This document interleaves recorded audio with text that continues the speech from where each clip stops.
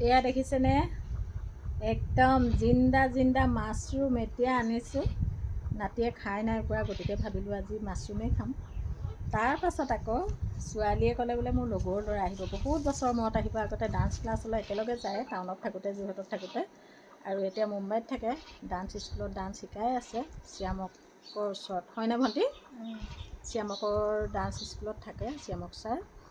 আৰু এয়া মাংস আনিলোঁ সেইকাৰণে। তাই ক'লে অভিজ্ঞান আহিব নহয় আজি, অকল আৰু বোলে মাছৰুমেই খুৱাম নেকি? মই আকৌ নাজানো নহয়, তাই মাংস আনিলে।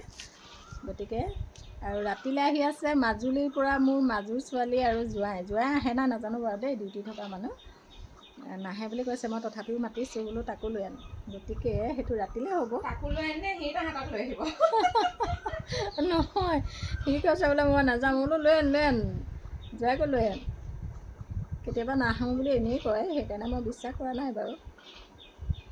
এয়া মাছৰুম আপোনালোকে খাই ভাল পায়নে? নাতিয়ে খাই নাই পোৱা বুলি কোৱাৰ কাৰণে আজি আনিছোঁ। তথাপিও সৰু ল'ৰা ছোৱালীক খুৱাবলৈ ভয় লাগে, কিন্তু এইটো মানে খেতি কৰা কোনো হেৰি নাই দেই, বেয়া হেৰি নাই। গতিকে মই খাই ভাল পালোঁ যে তাহাঁতকো আজি খুৱাম বুলি ভাবিছোঁ।